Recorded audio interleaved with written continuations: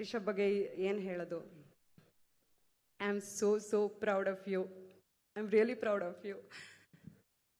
ಅಂದರೆ ಅದು ನೋಡ್ತಾ ಇದ್ರೆ ಟ್ರೈಲರ್ ಸಖತ್ ಆ ಜರ್ನಿ ರೀಕಾಲ್ ಆಗ್ತದೆ ನನಗೆ.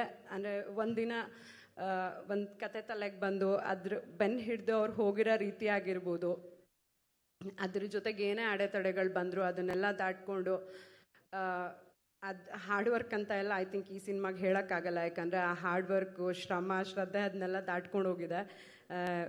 ಬೆವರು ರಕ್ತನೂ ಈ ಸಲ ಹೇಳೋದಕ್ಕಾಗಲ್ಲ, ಅದಕ್ಕಿಂತನೂ ಜಾಸ್ತಿ ಆಗಿದೆ. ಅಷ್ಟೆಲ್ಲ ರಿಷಬ್ಬೇ ಸಾಟಿ.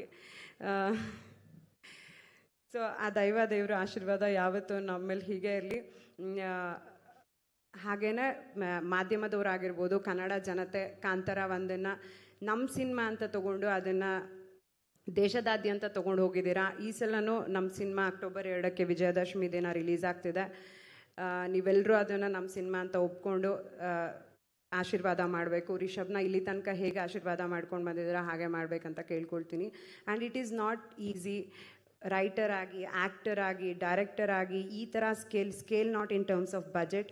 ಐ ಆಮ್ ಸೀಯಿಂಗ್ ಈ ಥರದ್ದು ಒಂದು ಬ್ಯೂಟಿಫುಲ್ ಕ್ರಾಫ್ಟ್ನ ಅಷ್ಟು ಪರ್ಫೆಕ್ಟಾಗಿ ಈ ಡ್ಯೂರೇಷನಲ್ಲಿ ಮಾಡಿರೋದಕ್ಕೆ not as a wife, audience ಆಗಿ, ಫ್ಯಾನ್ ಗರ್ಲ್ ಆಗಿ, ಒಂದು ನಿಮ್ಮ ಜೊತೆ ಕೆಲಸ ಮಾಡಿರೋ ಒಂದು ಡಿಪಾರ್ಟ್ಮೆಂಟ್ ಹೆಡ್ ಆಗಿ I am so proud of you and I am so happy. And Rishab speed ಮತ್ತು ಎನರ್ಜಿನ ಮ್ಯಾಚ್ ಮಾಡೋದು ತುಂಬ ಕಷ್ಟ. ಪ್ರತಿಯೊಬ್ಬರಿಗೂ ಅದು ರಿಯಲೈಸ್ ಆಗಿರುತ್ತೆ. ಡೈರೆಕ್ಷನ್ ಡಿಪಾರ್ಟ್ಮೆಂಟ್ ಅವರು ಐ ಆಮ್ ಸೋ ಸಾರಿ ತುಂಬ ಕಷ್ಟಪಟ್ಟು ಕೆಲಸ ಮಾಡಿದ್ದೀರಾ ಎಲ್ರಿಗೂ ಡೈರೆಕ್ಷನ್ ಡಿಪಾರ್ಟ್ಮೆಂಟ್ ಅವ್ರಿಗೆ ಥ್ಯಾಂಕ್ ಯು ಸೋ ಮಚ್.